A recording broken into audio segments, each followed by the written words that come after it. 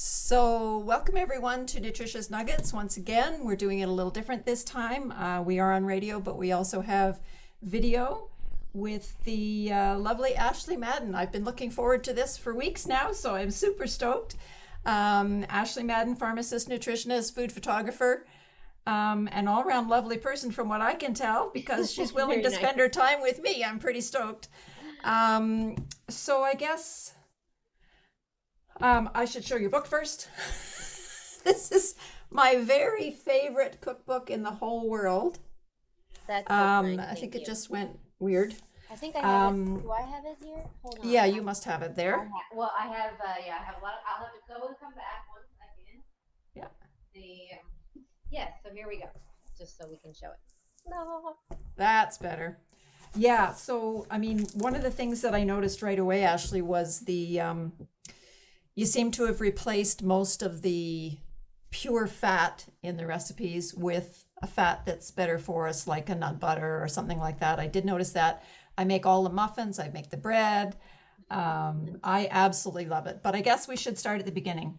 So, what can you tell us about your journey from what do I have here? Pharmacist, recipe developer, wellness content creator, and author of your cookbooks. How did you get where you are? Right. So that journey from pharmacist to plant-based chef. In the book, I there's a part there where I say, from prescriptions to plants is, kind of my personal journey, but also my professional journey. So when I was in my 20s, I was diagnosed with multiple sclerosis. And at that time, I was working as a pharmacist, and, it was really difficult time in my life. And through the process of acceptance of the condition that I was going to live with and how I was going to manage my health, I got really interested in how food in general affects health, which even when you say it sounds like such a basic concept that everybody knows, but it's one of those things that's so simple that you miss the message, So I got really into, wow, like food really does have a direct connection to how we feel, to our health, to our longevity, to how certain health conditions can affect our lives or progress.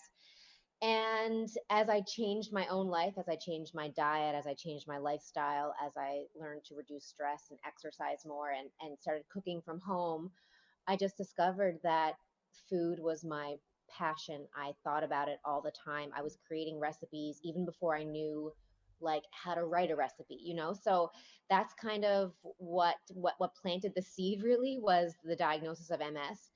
And then as the years went on, it was just clear to me that I needed to go to culinary school. And then the rest is kind of history. Yeah.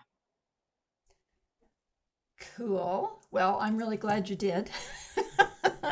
I'm a kitchen sink cook, so I generally start with a recipe Yeah. and end up somewhere close. But what I Which is have great. noticed is actually most of your recipes I pretty much, well, that's a lie. I've got notes on all of them, but that's mostly because of what I maybe have at the time. Right. So if it calls for chia seeds and I have flax seeds or the other way around, and I don't always make a flax egg with the flax, I throw it Yep. in because I don't see that it makes a difference. If it does, I don't know. Um, yeah, so I totally get that. I'm just so happy. I know it sounds ridiculous, but honestly, like I get a cookbook or I work at a library as well, so I quite Okay. often will borrow the cookbook. Yeah. And then when I think I'm going to use the recipes, I will buy the cookbook, but I don't have more than probably 3 recipes in any other cookbook except this book. That's very flattering. Thank you so much. That means a It's lot. also true. And the other thing that I noticed too is I'm a bit of a book snob. Well, I work at a library. I'm a director at a library. And when there's a story at the beginning of a cookbook, I usually kind of skim it and then I'm like, yeah, okay, but whatever. But I read yours and I loved it. Thank you. I And loved it. it was putting the book together, deciding on what to make, because I was certain that I wanted to talk a little bit about like how I got here in the beginning, but I know sometimes those stories are like, okay, we get it. Like you love food, you make recipes, da, da, da. But I just felt like it was, I was thinking of myself when I was in my 20s, and I would have loved to have read that. Do you know what that's kind of where it came from? And it doesn't need to be young. It's just in the beginning. If it's rheumatoid arthritis, if it's, ankylosing spondylitis, which is another autoimmune disease, if it's MS, if it's lupus, if it's, these conditions that you will live with for a long time, but you're like, how do I start? Like, what's what are other people doing? That's kind of what I couldn't find. And so Mhm. that's where the perspective I wrote that for first part from was just like, someone is probably a little bit desperate right now or needs inspiration or motivation, and I don't find that that part's too long. I really wanted to just be like, this is how it happened, and if I can do it, you can do it. Well, and that's lovely, and it's a motivating story, but I also like your writing style. So again, Oh, I'm a thank you I'm so a much. bit of a Thank book you so much. snob. I have authors that I like to read and That is authors a that I don't like compliment to coming read. from, yeah, that's a compliment. Thank you. So Ashley, what's your favorite food and how do you like to prepare it? Or do you have Wow. one? Okay, so I'll answer it two ways. I have like a favorite food by itself, and I also have like favorite meals. So I would say, probably this is gonna really sound not true. Two favorite foods. First, almond butter. I love almond butter, and I know too much is not a good thing, but it's like if I don't have almond butter in my fridge, I feel like I don't have water. I'm like, I need, you know what I mean? I will, and I've lived all around the world, and I have done some crazy things to get almond butter shipped to me. And then the other, which is, I know this is like does not seem true, is cauliflower. I think cauliflower is the most versatile vegetable ever, and it's something that I always have in my fridge unless it's really not in season and I can't like access it. But those would be two foods that I always have in my fridge. That and baby spinach. And then my favorite meal would probably be a vegan lasagna. I am a big fan of lasagna. And when I first went plant based, which I did overnight, really, Mhm. I made peace with the idea that, okay, I'm never going to have like creamy, delicious pasta ever again. That's okay. I'll deal with it. But that's not the truth. You can have creamy, delicious pasta. And the one in my book actually is one that I've been making for probably like 5 years. I changed it over the years, but I knew that it had to be my cookbook because it is one of my favorite meals. I haven't made that, so now I have to go make it. Okay, well, see, I love that because the creamy part of that lasagna is a ricotta made out of tofu, and it is really easy. It's not complicated. You just put everything in the blender and blend it up, and then you cook your veggies, and then you do the layered lasagna. Because a lasagna is work no matter what kind you're making, whether it's vegan or like a traditional lasagna. It does take time, but it is one of those recipes or those meals that pays off. You have leftovers and they're even better, and you can freeze it. So I would say that's my favorite meal. You have leftovers, spoken by someone who doesn't have three grown boys. I actually, I guess I'm bluffing a little with lasagna. I have leftovers because it's big, but my husband is like a really loves to eat as well, and I love to eat as well too. Some people see my portion sizes and the plates that I put together, and they're a bit surprised. But that also happens when you're eating mostly plants. You can, you eat until you're full and you're satisfied, and there's no limits around that. I don't like to put like a lot of people with my recipes want nutritional information and that kind of thing. And I totally understand people who are coming from a place of counting protein or counting carbs or whatever. But I really feel like a whole food plant based diet is partially about intuitive eating, really. Mhm. And if you're eating whole foods, it's kind of switching your brain to be like, okay, I don't need to put a number on this. I don't need to put a number on everything that I'm eating, and calculate. And I feel like that part is really freeing for people. I think that's really important. And I think what I've pretty much preached on my show and to anyone who listen is the better I eat, the more nutrition I get in my food, the more I can eat if I choose to. As Yeah. soon as I get lazy or, well, busy slash lazy, and I don't take the time and I'm not prepared for meals, that's when I eat things I probably shouldn't. And I mean, we're not talking about, it's not like I sit down and eat a bag of Doritos. It's more maybe I have a store bought veggie burger that's not the best for me instead of making my own. Yeah.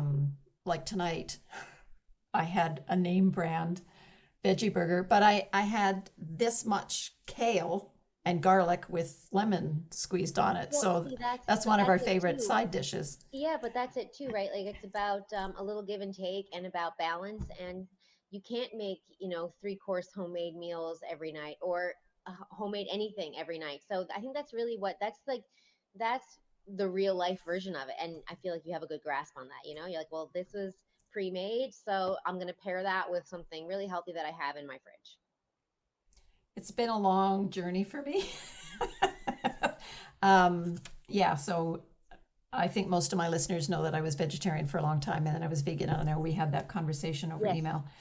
I have to laugh at the almond butter thing though, because although my son is a peanut butter person still, his one of his handles on, I probably shouldn't say where, but anyway, it's PB time is what his Oh, name okay. is. So I'm also like, nut I butter guess lover. it's always PB time for him. Yeah. I'm not really sure what that's about. Um, what's with the sugar snap peas? You hate sugar snap peas. I can't get over that. I just want It's to know. like I know. I feel like I love every vegetable, and yeah. So on my website, which just for your listeners is riseshinecook.ca, I do like a cute. I've done a lot of different like interviews like this, and also magazine interviews where people want to do like the quick Q&As, and it's always like, what's the food you love, what's the food you hate. So I put that there on my website, and it's, yeah, snap peas, and it's just like a texture thing. I don't know, it's just the one thing I never buy, I never cook, and maybe even something that I leave on my plate if it came with a dish. Like, it's just not, I'm not a fan of the texture. It's a weird one. Okay, I will accept that. Yeah. How did you end up on the other side of the world? How'd that whole Yes, thing? so I'm currently in Taiwan. I've lived in the Netherlands and New York, but I'm from Newfoundland, Canada, obviously. So we ended up here through my husband through his work. So he works in the wind farm industry, and this opportunity came to move here. And initially I was like, no, I can't, like, that's too much of a change. We moved to the Netherlands, we moved back to Newfoundland for about a year, and then this opportunity came up and I wasn't really feeling it. And then I came to visit here with him just to like see, and it's really lovely place to live. And yeah, it's really great. And also, it's actually a really easy place to live if you're vegan or plant-based. There are a lot of restaurants, especially there's a lot of like Buddhist restaurants that are vegetarian at least, but it's very easy to find vegan restaurants and vegan meals. And like, I've connected with the like an oil-free vegan cheese company here, which is Oh, incredible. wow. So I just did some photography for their website, and I order from them and they deliver to me. So it's just like, yeah, it's been a huge shift moving to Asia, but the amount of personal growth that has happened in this change has been just incredible. So we're really enjoying it. I don't know how long we'll be here, but I work from home here. I have a photography studio in our apartment, and this is where I wrote the entire book, the plant-based cookbook. So yeah, it's been an interesting journey here. A lot of things have happened. I just had a baby, so all that. Yeah. Compliments, your teeth look clean, your hair's brushed. That's Oh, awesome. well, let me tell you, I had to plan. I was like, okay, I have an interview Saturday morning, so I need like an hour to do like the basic things. Yeah. There's probably baby stuff like all over the background. No, I don't see anything. Okay, good. Um, so I'm not familiar with where exactly Taiwan is. I have a pretty good idea. I know it's in Asia. I know it's sort of around there, but I don't know. Is it warm? Is it temperate? So it's still in the northern hemisphere. So like we still have seasons, fall, winter, but I mean there's obviously no snow or anything like that, but it does get, like a little chilly, but nothing like Canada. Like, you don't need to wear like scarves or hats. Maybe like 1 or 2 days a year it's cold enough to put on like a jacket. But no, that's from my perspective as a Canadian. There are days when I've gone out with like a tank top on and someone next to me is wearing like a winter jacket. So I think it's all very relative. But for us, yes, it's warm, it's humid, it's very sunny, and the summers are extremely hot. So like very hot, like high 30s, just not ideal. Like we don't really go out much in the afternoon in like August, like July, August. It's very, very hot. But probably lots of fresh produce. That's kind of where I was Lots of going with fresh that. produce and local produce. I did an interview recently, I forget with who, but they wanted to know about like how the food here has kind of changed my approach to Hmm. recipe creation, and the access to the different kinds of greens like sweet potato greens, different versions of bok choy, and Asian cabbage, but then also mushrooms. Like there's mushrooms that I eat here that like I just in our supermarkets in Newfoundland, like we just don't have, so that's kind of been an interesting to not just have regular access to these foods, but to be able to experiment with them. And then also fruit. So, like things like papaya and dragon fruit and passion fruit. These are the apples and oranges here, So that's been really great too. And it's just, yeah, it's different. It's Oh, really you'll nice. miss that if you come back to the Great I White know, North. I know. I will definitely miss the produce. And then there's fresh markets. Every neighborhood has a fresh market where, the vegetables and fruits and things like that are quite affordable. So yeah, it's been a nice experience. Nice. So, another thing that I talk about quite a bit is not being perfect.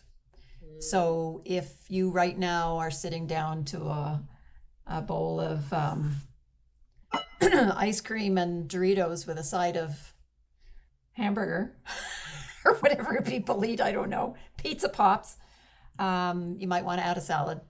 You might want to have an apple. Yeah, it's a journey, and not everybody is going to end up where you are or where I am.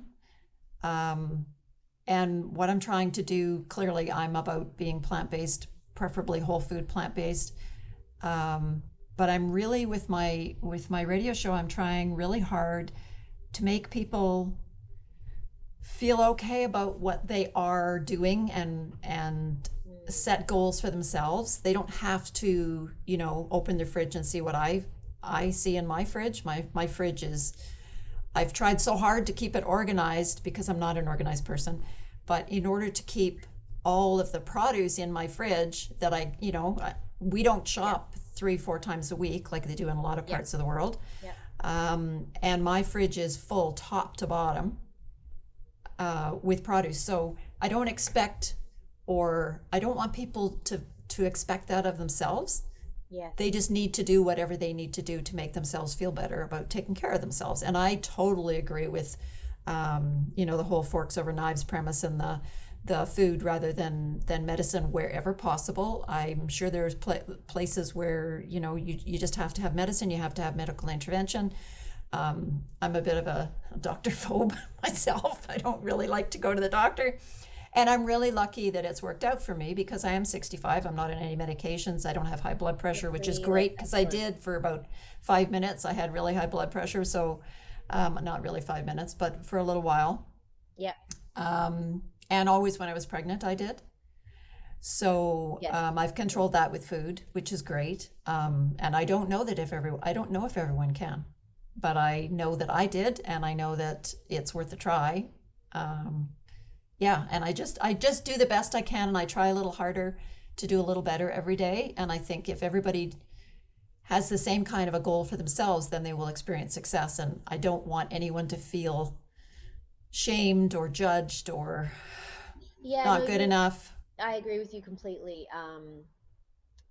I think there's a little part in my book about that, about like perfect is really an illusion in every area. Nobody's perfect. What you see on Instagram, whatever YouTube video you watch, whichever lunch you watch someone else having, like it's just a snippet, and everybody, progress isn't like a straight line, it's up and down. And I think for me, I'm totally with you too, by the way. I think every little bit counts, and nobody should be shamed or judged if for them it's like 60% plant-based or whatever it is. Like, you have to make it your own journey. And I think the message that gets lost a lot of the time, especially in diet culture and in social media, is that every little bit does count. Every little change does count. Having the apple for a snack instead of the crackers and cheese makes a difference. So I feel like sometimes this all or nothing approach is pushed at people. And of course, when you're given that kind of ultimatum, the all seems so overwhelming. And, where do I start? What do I eat? How am I going to do this? I'm not going to be perfect. So, not worth doing. And I feel like that's where people fail. I've seen it. I worked as a nutritional consultant before I moved more into the culinary world. And I think that is the biggest struggle for people. It's not making small changes. It's not, hey, you know what? Let's try a whole plant-based meal tonight. That's not the hard thing. It's when they're like, oh my God, how am I going to do a plant-based meal every night for the rest of my life? I can't, so I just won't. I won't even try. So I'm with you completely. And I think that the message you're spreading is so excellent. And it's so generous of you to do that. And I think that more people need to be encouraged for small changes, for whole wheat bread instead of white bread, for having water instead of pop, for, having a green salad instead of the fries. And if you have the burger and you choose the salad, good for you. That's excellent. That is progress. So and it's hard sometimes too, because I am totally plant-based and I have been for years, and I live in this world. So of course my meals are intricate, and of course I have 3 or 4 sauces already made in the fridge, and I have, frozen muffins, and I make my own, nut seasonings, and all that. I feel like I want that to be inspiring to people, but I know that also sometimes it can be really intimidating because people think they need to go to that length. But the truth is, you absolutely do not. And simple is always usually the right answer. So I think that, I'm kind of in that place now where I wrote the book, and it's something I worked on for 4 or 5 years, and I love it, and it's doing very well. And I'm so pleased with the amount or the number of people it's reached. But I'm at a point now where I'm like, okay, well, who do I want to help? Because that is really how I started this. And I'm with you on that audience, the people who want to do it sometimes or just make progress. Just, they don't need to be perfect. So sorry, that was a very long-winded way of me saying that I agree with you. I agree with you. And I think that a lot of professionals in this industry also agree with you, but sometimes we're not given the opportunity to say that. So yeah, perfection is not the goal.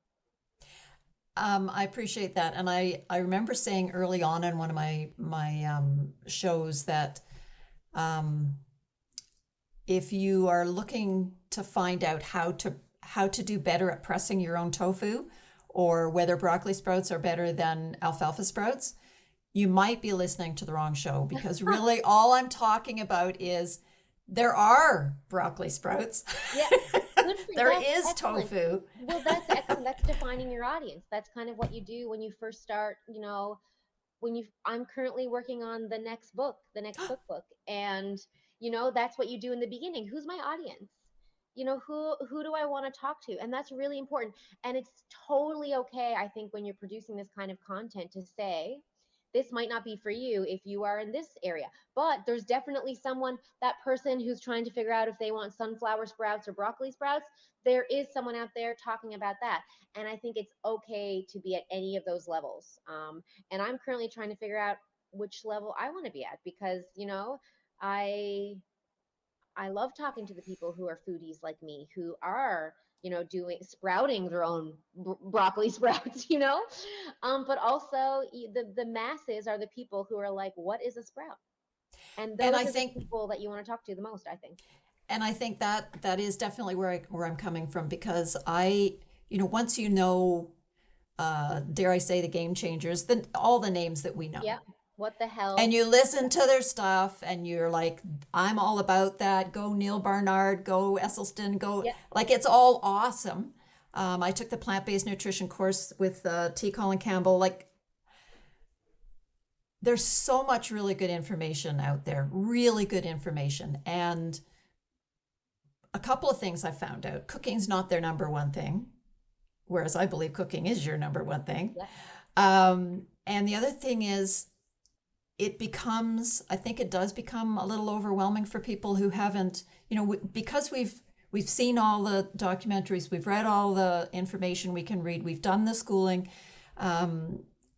We're just coming from a different place. Plus, for me, it was really easy because I was an ethical vegan from the time I was 18 years old. Yes. So And it was never, well, should I eat meat? I didn't. So I had to figure out how to do it and not be sick. and that's why a lot of people come to this way of eating and this lifestyle through an experience that was difficult, that frightened them, that compromised their quality of life.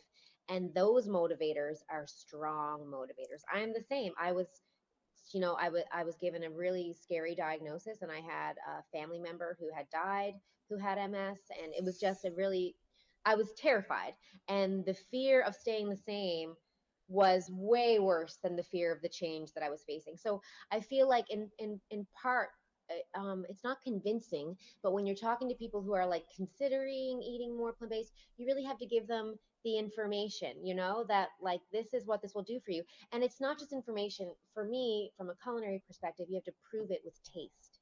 If it doesn't taste good, people aren't going to go for it. I mean, in the beginning, I didn't care what it tasted like. I was like, it's food. I need to be able to walk when I'm 40, or 50 or 60. So, but I feel like for the general population who's like plant based curious, the food has to look good, it has to taste good, it has to be easily executed in a home kitchen.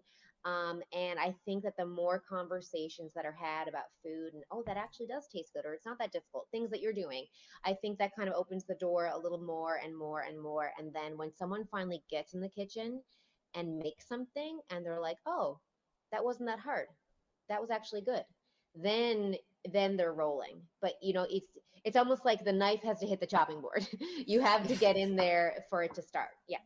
Yeah, I think I had talked about smoothies at one point too, and smoothies are a great way, obviously, to get in some a bunch of vitamins, antioxidants, some flavor, some fiber, Yeah, and I definitely. have suggested that smoothies, certainly initially, you probably don't want this much kale and some berries. You Yeah. probably want this much, Yeah, or something probably that not tastes kale at good, all. I would and say a leaf or two of spinach or something that you won't even really taste. yes. I think Um, actually beginner smoothies, I always say start with spinach. Start with baby spinach and yep. definitely frozen bananas. You need, because you can't Yes. taste the spinach. The frozen Yes. bananas are excellent. Maybe a bit of nut butter. Yeah, I'm with you on that Yep. as well. Absolutely. And if it doesn't taste good, you aren't going to want to continue it. Exactly. And you can trick your taste buds. You can educate your taste buds, and you can move towards the green stuff. But if you don't like it, if you're trying to be all green at the beginning, you're not going to like it, and you're not going to keep doing it. That's So true. anyway, what is the other message? Let's see. Anything else you'd like to tell us about yourself, about what's next, about Oh my God. life? Well, I think I will say where people can find me. I've already done that, riseshinecook.ca. So I put up plant-based recipes there. And I should say my whole thing generally is plant-based, vegan, gluten-free, and oil-free recipes. That's what I do. I know that sounds like, well, what else is there? But I think if you look inside the cookbook, if you go to my website, you'll see that it's like all of the things are still there. I like to talk a lot about oil free cooking because it seems like something that's very challenging, but it's so easy. And it really makes a big difference. And, um, you know, I had to fight. So the subtitle of my cookbook is Vegan, Gluten Free, Oil Free Recipes for Lifelong Health. And I had to fight to get oil free on the cover. And nobody else, I might be wrong, but I'm a cookbook collector, and I'd never seen oil free written on the cover of a cookbook. And since I have seen several, which is excellent, but my publishers were like, we don't get it. What is this oil free thing? And of course, Forks Over Knives, Physicians Committee for Responsible Medicine, a lot of these associations and organizations also promote that, whether exclusively or not. But for me, that's like a big part of my education piece. And it's not something that you have to do 100%. For me, oil free cooking is almost like an additional skill that you have in the kitchen, just an option that you have. So yeah, I just want to talk about that. And then the cookbook, the plant-based cookbook, you can get that anywhere on Amazon or, at Chapters, Indigo, all of the regular places. And yeah, I'm working on the next book. So especially for you, if you or any of your listeners have any requests, ideas, things that they're really looking for in a plant-based cookbook, please like send it my way because we're currently in the idea honing stage where we're kind of like shrinking down who we want the audience to be and the message that I want to get out there, because for me ultimately it's got to be something that people are looking for. And that's why I wrote my book in the first place, because I thought people were looking for it, and they were. And it's been a really, really incredible, amazing journey for me with this book. And it's on Amazon's best cookbooks, editor's pick, best cookbook list, and all that kind of stuff. And I just never expected it, because I was told it was such a niche idea, like it's such a small idea that only a few people will want it, but it's done really well, and it just makes me so happy. I have to put a plug in for the libraries. It's Do it. it's Yes. it's in all the libraries. You should go buy it, but take it out of the library, I find agree with out you how awesome it is, and then go 100%. buy it. Yep, definitely. Oh, actually, and I should say, I don't know when this is airing. A couple of I weeks don't, probably. pardon? Probably the next week or two. Okay, well, I'm currently doing a cookbook giveaway on Instagram, Oh, which will I be saw over, it. on the 22nd. But I'm giving away, because my cookbook is a year old this month, and I'm giving away 3 sets of 2 books, one for the person who wins, one to give away, or keep two. It's up to you. But yes, I'm doing that, and then I can be found on Instagram as Rise Shine Cook, and then also on Facebook under the same name. Yeah, and I think that's really it.